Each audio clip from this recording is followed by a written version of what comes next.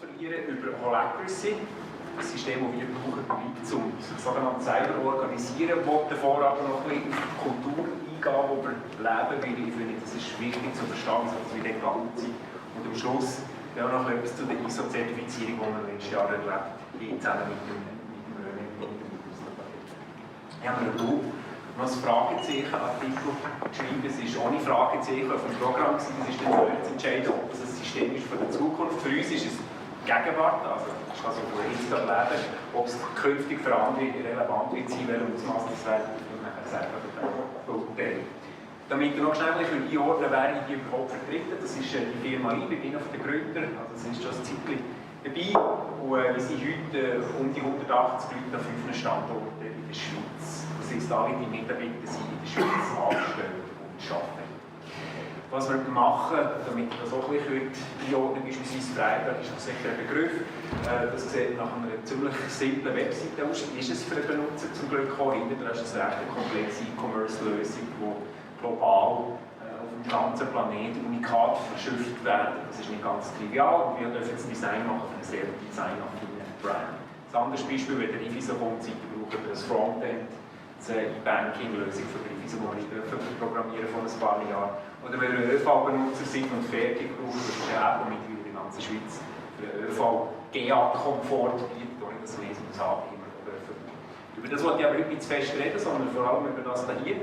Unser neuestes, unser neuestes Kind im Portfolio wird begleiten, mittlerweile tatsächlich Firmen auf dem Weg her zu mehr Agilität und Selbstorganisation. Und das wäre jetzt auch der Punkt, den ich heute ein bisschen machen möchte, wo ich das Gefühl habe, wo sich etwas am Tun ist, das vielleicht grösser ist als ein Hype, der so vorbeigeht.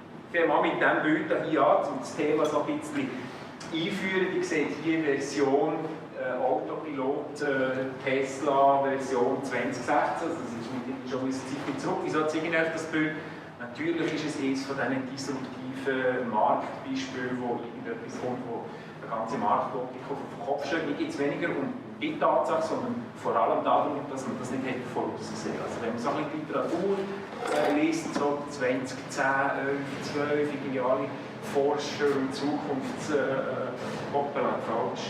Zukunftsforscher haben irgendwie gefunden, ja, das wird kommen, aber es gibt noch mindestens 10 Jahre. Pessimisten haben gefunden, das gibt noch mindestens eine Generation. Und ganz kurz darauf hin schon solche Produkte massenmässig ausgerollt. Und genau dieser Aspekt ist eigentlich das, was Führung in der Vergangenheit zu einem guten Teil ausgemacht hat. Dass gewisse ein bisschen weiter gucken können, gewisse ein bisschen besser verstehen, was hergeht. Ganz offensichtlich wird es nahezu unmöglich, mittlerweile zu antizipieren, was hergeht. Gleichzeitig sind wir in unseren meisten Unternehmen mit einem Betriebssystem unterwegs aus einer anderen Zeit. Die Arbeitsteilung, Menschen denken, geben das weiter durch eine Organisation und andere setzen das um. Das war eine sehr wichtige Innovation, die die Industrialisierung hervorgebracht hat und wahrscheinlich ein guter Teil von der Prosperität vom letzten Jahrhundert ausgemacht hat. Ich möchte das überhaupt nicht kleinreden, aber Fakt ist, dass das System eigentlich das Vorherrschende ist im Großteil der Firmen, die heute unterwegs sind. Das ist die pyramidale Organisation von Macht und Entscheid, auch wenn es vielleicht ein bisschen familiärer, vielleicht ein bisschen partizipativer ist, aber im Prinzip ist das Betriebssystem ziemlich. Ich habe mir erlaubt, und das darf ja hier unter ITler, eine kleine Collage zu machen. Stellt euch vor, die würden das neueste, liebste schicken, Smartphone nehmen und das mit so einer Software bedienen. Das sind alle Jahrgänge, die solche Software noch kennen. Das habe ich also schon Maturanten gezeigt. Soll das nicht verstehen? Das heißt, ja, wir verstehen es ja sicher, das ist Word Perfect, irgendwie Ende 80er Jahre, das ist jetzt nicht genau. Ungefähr so kommt es mir ein bisschen vor im Moment. Wir sind in einer hypervolatilen, zuweilen Science-Fiction-Welt unterwegs und brauchen eigentlich ein Betriebssystem aus einem anderen Jahrhundert. Ich habe jetzt meinen Einstieg verstanden, was das ich raus will. Die Konsequenz von dem ist, vor allem je grösser die Unternehmung, je komplexer die Firma, es ist frustrierend, weil man so innovativ, schnell, disruptiv, aber mach mal, weil irgendwie ist ein ganz Moloch von Entscheidungswegen, von Linien, von Bürokratie irgendwie im Weg. Das scheint irgendwie unangenehm zu werden. Es gibt noch ein Büchlein, das ich noch nicht wage vorzulesen, das ist nicht business-tauglich, aber ich würde euch das schnell kennen, das ist wichtig, dass man beide Seiten gut. kennen das vielleicht ein bisschen, auf was ich hier raus will. Ich will nicht behaupten, dass das überall so sei, aber es ist doch schon frappant, wie oft dass ich solche Geschichten höre von beiden Seiten. Voilà, jetzt ist so ein bisschen, wie soll ich sagen, das Terrain geeignet, wieso dass man sich vielleicht überlegen oder Gedanken machen, das Betriebssystem zu unterstützen. Bevor ich euch Holacracy versuche, in ein paar Slides zu erklären, ähnlich schwierige Herausforderungen, Vorredner in wenig Zeit etwas ziemlich Kompliziertes zu erklären, ist dann trotzdem versuchen, ein bisschen etwas zu Kultur, wo wir herkommen als Firma. Wir haben seit der Gründung sind wir sehr stark verankert in der Open Source Welt. Also insbesondere PHP ist uns wirklich eine ganz wichtige Angelegenheit. Wir sind zur Kernentwickler von PHP dabei. Der Gründer ist einer, der dazu mal alle die XML-Extensions programmiert hat für die PHP-Community. Also wir sind jetzt sehr früh, sehr nah dran an den Open Source Communities und an der Art und Weise, wie Open Source funktioniert. Über einen Planeten verteilt, dezentralisiert, Entscheidfindung, nicht zentralistisch direktiv, sondern über irgendwelche Arten von partizipativ, demokratisch, meritokratischer Entscheidfindung in verschiedensten Communities, so ganz verschiedene Auswege. Aber schon dort haben wir gemerkt, das ist spannende Sache drin, weil wir uns nicht überzeugen davon, dass Open Source funktioniert, weil das Internet ist weitgehend mit Open Source Technologie drüber. Also offenbar ist es sehr mächtig. Und dann, wo 2007, wo wir die Firma Liip, also das ist durch eine Fusion von so einer kleinen entstanden, wo wir die Firma dann gegründet, die wir uns den Claim gegeben haben, Agile Web Development. Und das ist so unser Bekenntnis zu der agilen Bewegung, weil wir merkten, dass mit Scrum, der Methode, mit dem Chaos zu Rang zu kommen, dass wir ein Modell gefunden haben, das viel angepasster ist an die Welt, die wir konfrontieren. Und auch in der Agilität drin hat es selbstorganisatorische Mechanismen. Es gibt klare Rollen, es gibt klare Verantwortlichkeiten, aber keine Hierarchie von der einen über die andere Rolle.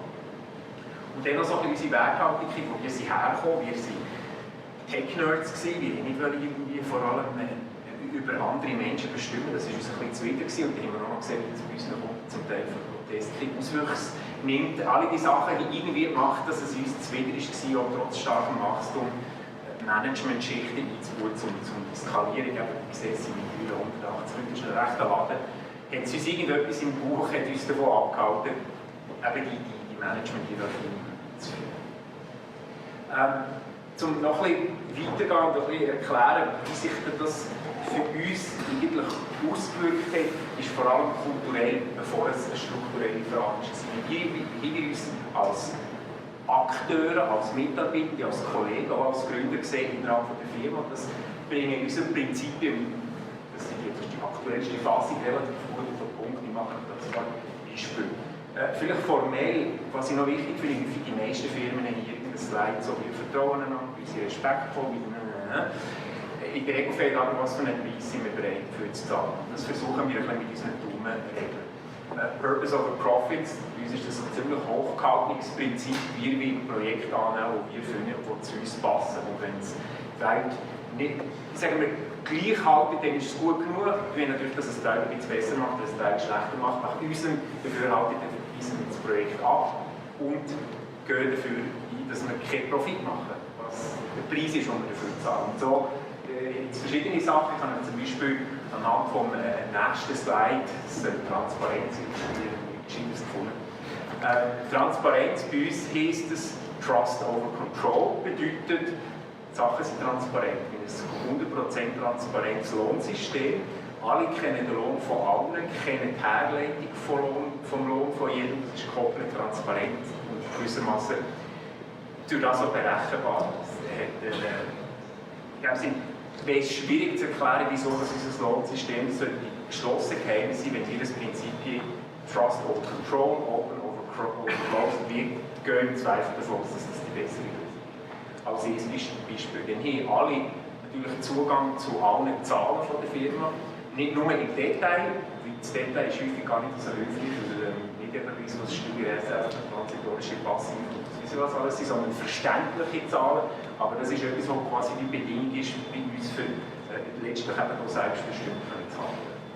Und noch ein anderer Aspekt, häufig nicht unbedingt angesprochen, aber ich finde es sehr wichtig, wem gehört die Firma und wer profitiert von dieser Firma. Wir haben das Aktionariat so gestaltet, dass wir durch einen Aktionärbindungsvertrag garantieren können, dass die Aktien innerhalb der Firma bleiben.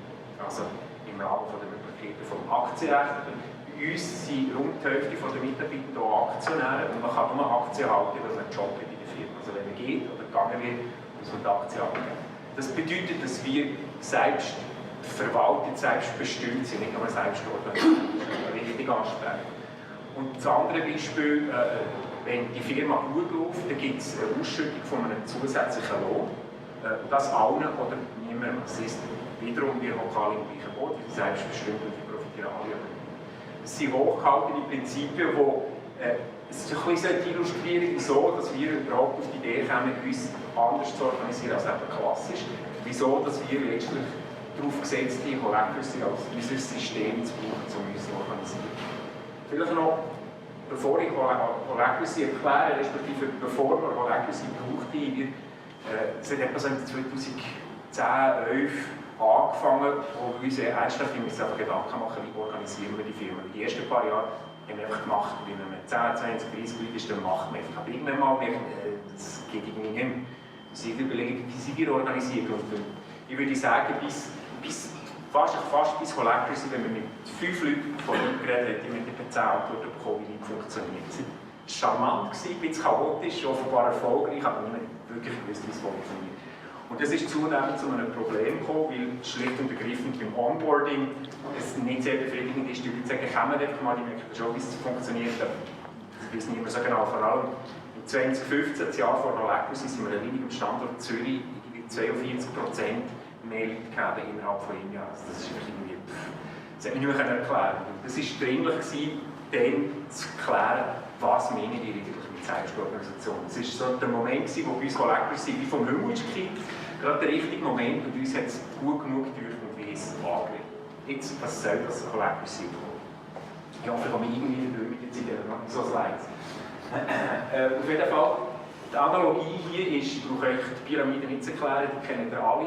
Die Analogie auf der linken Seite ist die organische, ist die Sicht auf die Firma, ist ein Organismus mit Organen, mit Membranen, die miteinander interagieren. Jetzt könnte man sagen, ja gut, das ist schon hierarchisch. Ja, Holacracy ist eine Hierarchie von Kontext, aber nicht eine Hierarchie von Menschen. Wir Arbeit organisieren, nicht Menschen organisieren. Was bedeutet das? Wenn ihr die Kreisstruktur seht, die weißen Punkte, ist quasi die kleinste Entität, das ist eine Rolle. Und Ihre Rolle ist in dem Sinne unabhängig und als Mitarbeiter, Angestellter innerhalb von einer Firma, habe ich solche Rollen irgendwo in der Organisation, also irgendwo in dieser Kontexthierarchie. Damit hat das sieht nichts aus über meine Stellung im Betrieb, sondern das bedeutet einzig, ich bin in diesen und diesen Kontexten habe ich eine Rolle inne. Und was eine Rolle innehaben bedeutet, möchte ich Ihnen schnell erklären an einem Beispiel. Wichtig ist einfach, dass man sich vergegenwärtigt, die Selbstorganisation ist alles andere als regelfrei. Im Gegenteil, die können nur selbst organisiert hantieren, wenn die Regeln klar sind.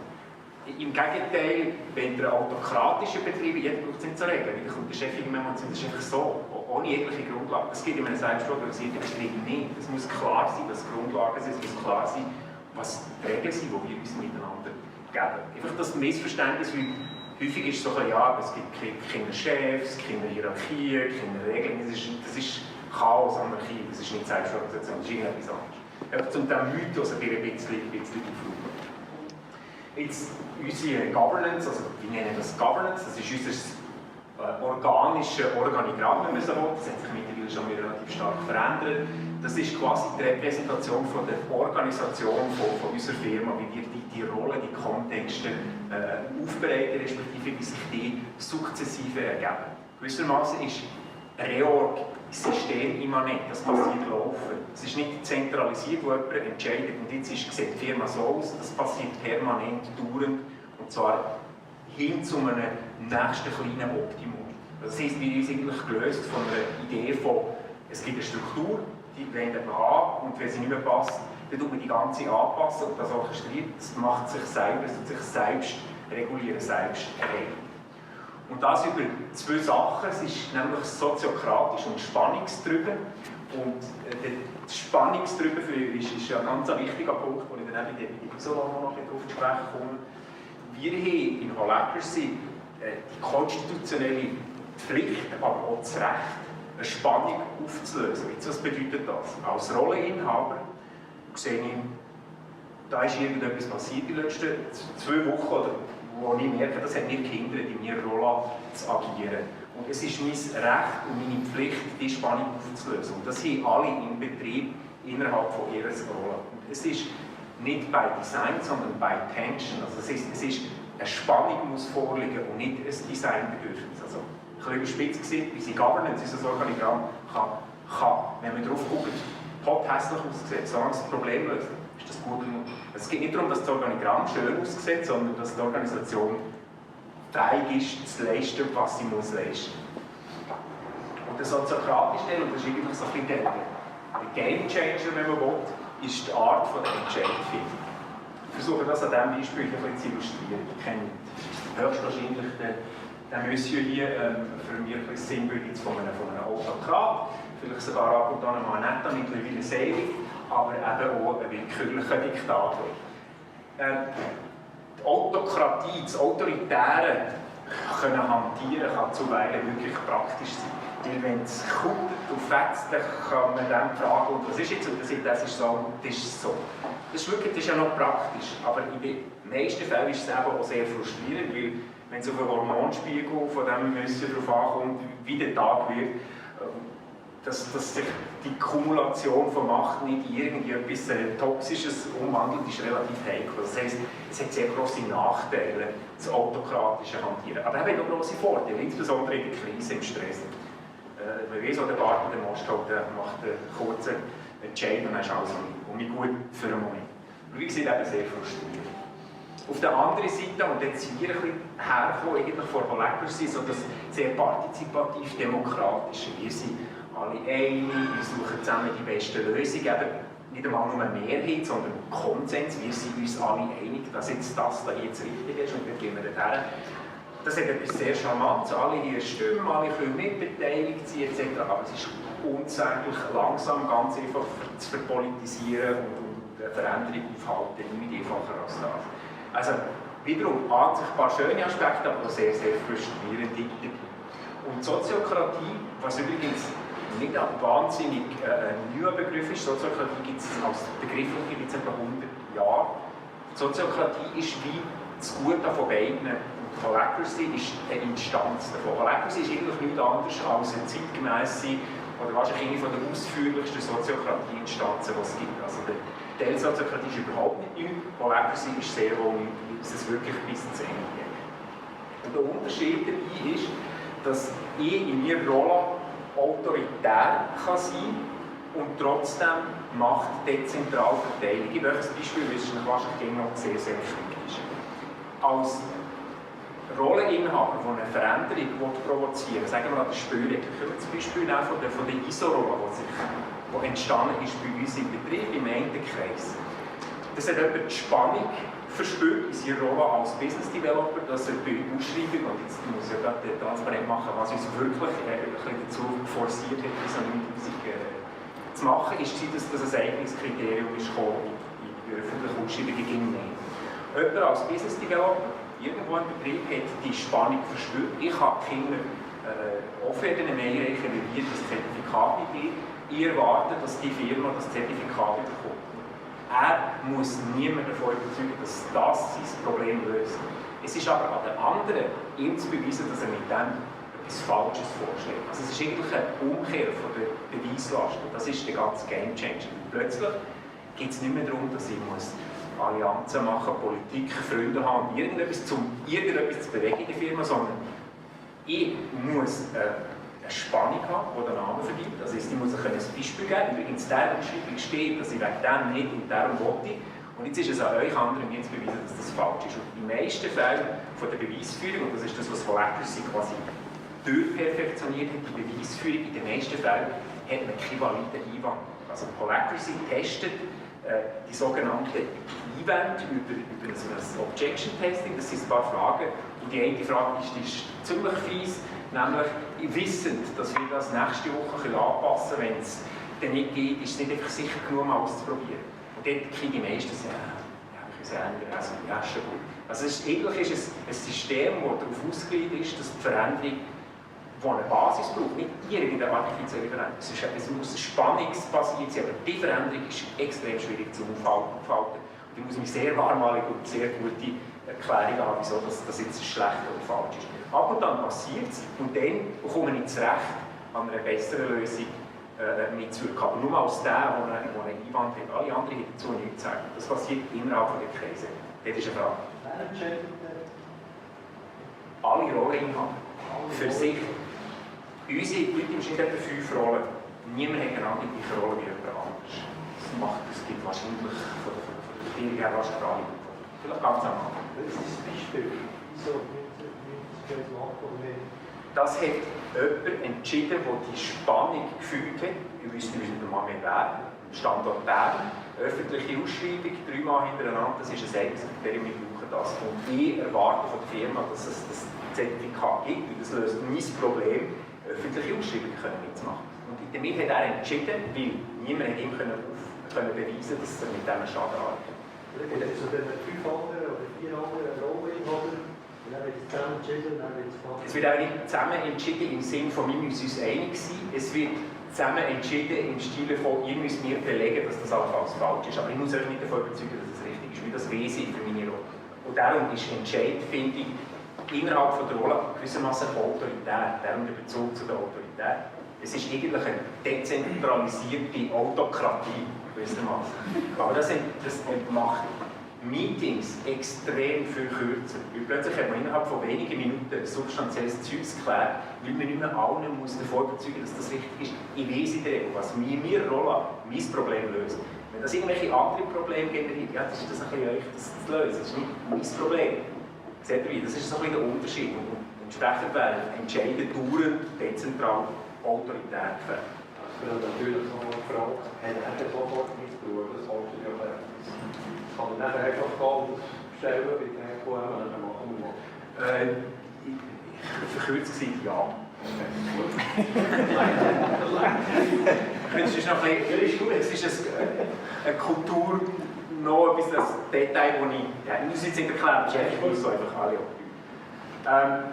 Es ist ein bisschen kitschig, aber eigentlich ist das die Analogie von dem, was wir uns als Organismus sehen. Wir haben wirklich den Versuch, oder was wir wollen eigentlich heute fit sein, auf das können zu reagieren, wo wir nicht wissen, was morgen wird sein. Und ich bin der festen Überzeugung, vor allem jetzt nach einigen Jahren Praxis, dass durch das Dezentralisieren das überhaupt erst möglich ist. Das Traditionelle ist viel zu träge, aber wir müssen einfach auch vergegenwärtigen, dass Macht wird neu organisiert. Ich habe ganz viele Sachen im Betrieb heute keine Autorität mehr. Nur, ich schlafe dafür viel besser. Also, die Frage, was ist man bereit zum Legal, aber vielleicht ist da noch ein Preis, der zurückkommt. Oder? Das ist etwas, wo man davon gewinnt. Ich würde nicht mehr zurückgehen, weil ich genug lang Zeug gemacht habe, das einfach irgendwie angeschweicht ist oben, weil ich es müssen machen, aber ich habe es wieder gerne und gut gemacht und unternehmerisch gesprochen ist das eigentlich schlecht für den Betrieb. Ich mache Zeug, die ich nicht gerne nicht gut mache, nur weil es da landet. Das ist mir nicht passen. Und das sage ich als Unternehmer in dem Sinne, weil ich an meinem eigenen nicht kenne. Das heisst, wie ich heute so ein bisschen schön sehe, das ist der ganze Betrieb, ich koche auch nur mit Wasser, da gibt es ganz verschiedene Niveaus von Leuten mit Holacracy Kompetenz, aber die Idee ist, dass wir wirklich eine fluide Organisation sind, wie anders geschrieben, wo sich die Leute nach ihren Bedürfnissen und Fähigkeiten optimal eingeben können. Alles andere ist ja wie nicht das, was wahrscheinlich optimal ist. Also wenn ich ein starkes Jobprofil habe, der Projektleiter ist, und jetzt suche ich das Individuum, wie sie nicht A4 blättern. Es ist hier viel einfacher, mit einem Strauß an Rollen die Leute auf ihre Fähigkeiten und Bedürfnisse zu machen. Die Wahrscheinlichkeit ist hoch, würde ich behaupten, dass durch das der Beitrag besser ist. Also wenn ich versuche, Individuen auf A4-Blätter zu pappen, weil der häufig Zeugs drauf ist, wo wiederum ich gerne gut mache, aber es gehört mir nicht dazu. Wieso mache ich das nicht? Vielleicht hat es irgendjemand, und wahrscheinlich gibt es bei uns merken wir das häufig, ist Heu, das andere, das Zeug, das ich nicht gerne gut mache, sehr wohl gerne gut.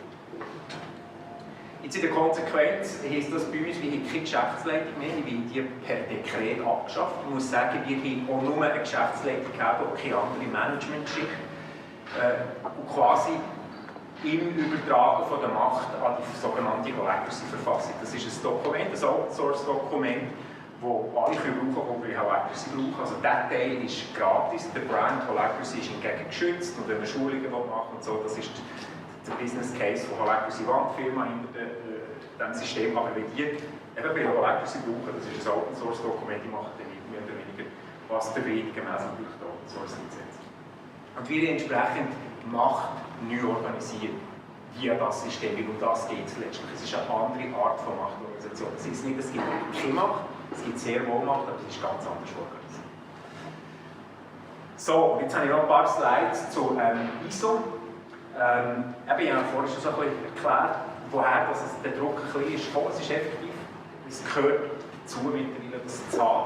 Wir sind aktuell auch an der 27001 Norm, die wir angefangen haben, jetzt vor ein paar Wochen den ersten Workshop gegeben, hier mit René. Ich möchte schnell erklären, wie wir ISO 9000 angegangen sind in einer Holacracy-Organisation.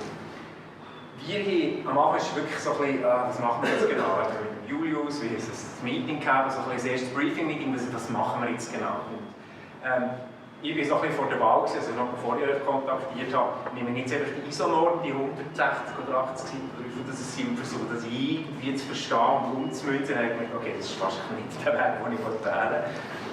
Ich habe von dem TQMi gehört, von jemandem, der sich an TQMi hat zertifizieren.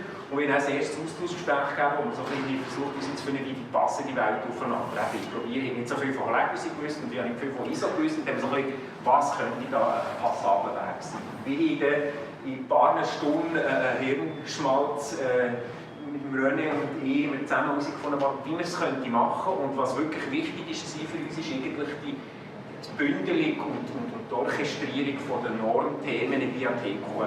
Wir haben jetzt für unseren Fall nicht die Vorlagensätze von TQMi, weil für das sind wir schon fast zu gut dokumentiert mit unserer Governance-Software, das was ihr vorhin gesehen habt, das Kreisding, wo eigentlich alle Erwartungen in der Firma quasi wie verbriefen, wo klar ist, was die Regeln sind.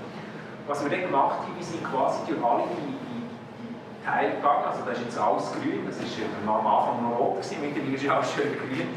Und wir haben auf die verschiedenen Normanforderungen über verschiedene Wege eigentlich antworten. Und ich finde, der eine Teil war wirklich sehr charmant, nämlich gewisse Normanforderungen direkt mit dem Verweis auf unsere Verfassung zu beantworten. Und ich finde, zum Beispiel das Ganze, der Umgang mit Chancen und Risiken für die ist in Holacracy wirklich besonders gut gelöst, weil das ist eine Duty oder Responsibility of Role-Filling, wie das in der Constitution, in der Verfassung drin steht. Und dort sind wir als Akteure, alle Angestellten, alle, die in dieser Firma drin arbeiten, daran gebunden, das Recht und die Pflicht wahrzunehmen, die Spannungen aufzulösen. Und was sind das? Chancen, Risiken in der Regel. Das sind Sachen, die ich irgendwie, oder Probleme, oder Dinge, die ich einfach im Alltag antreffe und ich habe in der Constitution Absatz, und das wäre hier die Responsibilities of Role-Filling, ich lese euch das jetzt hier nicht vor, was bedeutet es, eine Rolle innen zu haben. Und über diesen Mechanismus haben wir gewisse Normanforderungen, jetzt wie jeder Umgang mit Chancen und Risiken, eigentlich mit einem ausschließlichen Verlinken auf unsere bindende Verfassung eigentlich können antworten. Es hat einen gewissen Teil von solchen Normanforderungen gegeben, die wir wirklich gut eins zu eins mappen können, wo übrigens auch klar ist für mich, für René natürlich auch, dass die Systeme ISO 9000er Norm und Holacracy im Geist eigentlich das Gleiche haben. Wie ich es vorher gesagt habe, Ban, Do, Check, Act, Richtig, ja. Jetzt der Teil vom permanenten, kontinuierlichen Verbessern ist by Design in Holacracy an jeder Stelle, überall omnipräsent. Also für mich eigentlich eine optimale Umsetzung von dem, was ISO eigentlich will. Und solche Beantwortung haben wir auf gewisse Normanforderungen direkt mit Bezug zu der Verfassung. Hier haben wir andere Beispiele. Das ist übrigens das in einem Blogpost erklärt, wie wir das machen. Also auf unserer Webseite gibt es nach ISO sucht den Blogpost, wie wir das umsetzen. Wie zum Beispiel eine andere Normanforderung, Supportanfrage, wie gehen wir mit denen um. Hier haben wir direkt auf eine bereits existierende Rolle, respektive ist es sogar ein Kreis, das ist die sogenannte General Incoming Processor, das ist eine Rolle, wo die Erwartung zu erfüllen hat, dass generelle Anfragen an die Firma, sei das via Telefon, Mail, via Supporting etc. Das ist bei uns in unserer Governance schon so existierend gewesen. Und ich kann sagen, okay, und hier kann ich den Bezug machen auf die Rolle. Ich habe gewissen Rollen zusätzliche Erwartungen müssen quasi herkleben, weil sie noch nicht ganz vollständig sind. Sie sind mit Normanforderungen, also wir müssen noch diesen Aspekt beantworten. Und das habe ich in meiner Rolle als interne ISO-Zertifizierung gewissermaßen als Spannung aufgelöst. Ja, als ISO-Zertifizierer brauche ich die Erwartung zu erfüllen. Das löst mein Problem. Könnt ihr mir beweisen, dass ich mit dem Schaden anrichte? Ja, wahrscheinlich nicht. Und in 3 Minuten ist das ein neues geltendes Recht. Das ist relativ, es gibt zügig, das ist wirklich noch gäbig, und Firma macht viel einfacher als früher, wo ich alle gemacht habe. Das sieht dann eigentlich, die Software ja dann Namen abdeckt, so ein bisschen Informationsvertraulichkeits, wie jetzt gerade so 20.000. Da seht ihr die Rolle, also das ist ein Auszug aus unserer Governance-Software, in der vorhin die Kreise gesehen, die sich dauernd, also in jedem Governance-Prozess, wo die Spielregeln sich verändern und sich das via Software eigentlich gerade umsetzt. Also wir haben eigentlich dauernd die aktuellste Sicht, ich habe das heute Morgen ein Screenshot gemacht von dieser Rolle. Die seht hier, da hat es verschiedene Rollen innerhalb von diesem Kreis, wo incoming messages over main channels are answered and dispatched efficiently. Das ist dann ein Raison d'être. Was man von denen erwarten kann, ist relativ wenig. Receiving, irgendwas, keine Ahnung, General Letter, was weiß ich. Und das ist das, was ich Ihnen hergeklebt habe. Ich muss dann schauen, dass das langfristig mit TQMi kompatibel bleibt. Die Erwartung kann ich bei Ihnen einfach aufbrummen. Die Menschen, also es hat noch keine Einwand gegeben, nehme ich an, aber das ist dann quasi von einem Moment auf den anderen. Ist das dann zu erwarten und das ist zu viel am besten. Dann hat es ein anderes Beispiel, Corporate Design, da möchte ich einfach noch auf ein spezielles Thema eingehen innerhalb von Holacracy. Hier haben wir zum Beispiel Normvorgabe 4, wo es darum geht, Gestaltungsrichtlinien im Corporate Design. Hier gibt es Arola, das ist mittlerweile der Brand Guardian, also das ist der Brandverteidiger, der guckt, dass unsere Firma ein klares Bild hat. Und die haben sich über eine Auflösung von einer Spannung ein Besitztum erhoben. Die sehen, wir sind Besitzer vom Corporate Design. Und nur wir. Und wir den Zugang zu dem definieren. Also es ist wie, wir kommen daher und sagen, ihr jetzt drüber hintereinander das Gehör gehabt, wie irgendetwas aus ist, wo überhaupt mit Corporate Design compatible ist. Und aus diesem Grund protegieren wir das. Und das ist in Holacracy eine sogenannte Domäne. Also ein Besitztum ist eine Domäne. Und wiederum in diesem Governance-Prozess hat wahrscheinlich niemand beweisen, dass das Schaden anrichtet. Und ab jetzt, oder ab dem Moment, wo das die Governance-Tension prozessiert ist, gehört die Definition, wie die Firma draussen visuell erscheint, der Rolle. Und über die Domain kommt auch die Autorität dürfen zu definieren, wie kann ich Zugang zu dem. Du hast es vielleicht gleich anwenden. Und dann kann es vielleicht bedeuten, ihr dürft nichts ausser, oder ihr dürft das, aber es ist an ihnen. Es ist, man kann auch in Holacracy ziemlich scharfe Protektorate ausrufen, wenn man das will. Und wiederum vielleicht so ein Demontieren von einem Mythos mal. Man kann wirklich ziemlich verbindliches Zeugs machen, auch mit Holacracy und insbesondere auch über die Domains, die Policies. Ihr seht hier zum Beispiel ensuring consistent usage of Liip's brand identity. Das sind ihre Erwartungen, die sie da zu erfüllen haben. Und da seht ihr die sogenannte Domain, public release of digital or physical items that use or association to Liip's brand. Das ist ihr Besitztum. Das ist eine komplizierte Formulierung. Da dürfen wir vielleicht noch ein bisschen challengen, aber ihr seht ein bisschen, auf was das ist. Jetzt habe ich noch 20 Sekunden, jetzt könnte ich fast aufgehen. Noch ein bisschen Werbung für TQMi, das hat uns wirklich ein bisschen, also mir hat es wirklich extrem entlastet, und plötzlich merke ich hier irgendetwas, wo uns relativ schnell substanziell weitergeht. Der Aufwand, den wir gegeben haben, also der René und ich, habe ich überschaubar gefunden, wir sind relativ zügig vorwärts gekommen. Wir sind weggekommen, es war schon ziemlich gut dokumentiert vom Anfang an. Wir haben relativ wenig Zusätzliches machen, was das Aufwendigste ist im Nachhinein, ist die Leute, die das alle betroffen haben, die externen Auditoren, sind das 25 bis 30 Leute, sind in Interviews gekommen. Und das hat natürlich ein bisschen Aufwand gebraucht, die Leute ein bisschen up to speed zu bekommen. Was aber geholfen hat, ist ihr eigene Rollenverständnis, ihre eigene Klarheit, die sie schon gehabt haben, übergegangen, so wie sie selber geil. Und letztlich hat uns noch nicht viel mehr abverlangt, als das können zu erklären. Was macht ihr? Nach was messen ihr euch? Wie verbessert ihr euch? Was sie euch? Und dort ist Holacracy mit der Software, die wir einsetzen, eigentlich sehr gut ausgestattet. Von Anfang an, weil die Sachen eben müssen klar sein, sonst wäre es Anarchie und Chaos. Voilà, das war ein schönes Moment, wo wir unser Zertifikat bekommen haben. Es war wirklich für mich eine schöne Befriedigung, dass wir es geschafft haben und vor allem, dass es nicht nur eine Pflicht ist.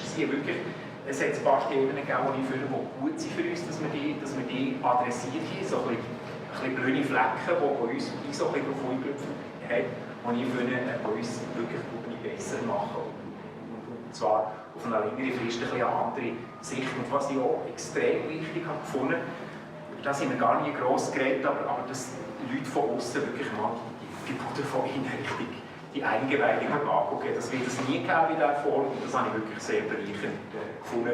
Und auch das Debriefing, gut, wie Glück gegeben, wie wir sehr schönes Debriefing gegeben. Die Auditoren waren zuerst ein bisschen kritisch gewesen, was sie da für einen komischen, lustigen Haufen treffen mit dem ganzen Hipster-Zeug da. Aber ich gefunden, das Zeug ist wirklich noch keine Geburt. Also, das war mit dem Halstrick und mit dem Ben Schachinger, den ihr vielleicht auch kennen, wo wirklich sagen, ist super tolles Debriefing gemacht und gefunden, wo das funktioniert. Also, was mich natürlich gefreut hat, das ist so ein bisschen ISO-approved, also Holacracy und ISO, das geht irgendwie, vielleicht kannst du Brennen einfach auch noch 10 oder andere Worte dazu sagen. Jetzt bin ich gleich ein paar Minuten dazu über das, was ich mir gegeben habe. Ich komme nochmal zurück auf meine initiale Collage.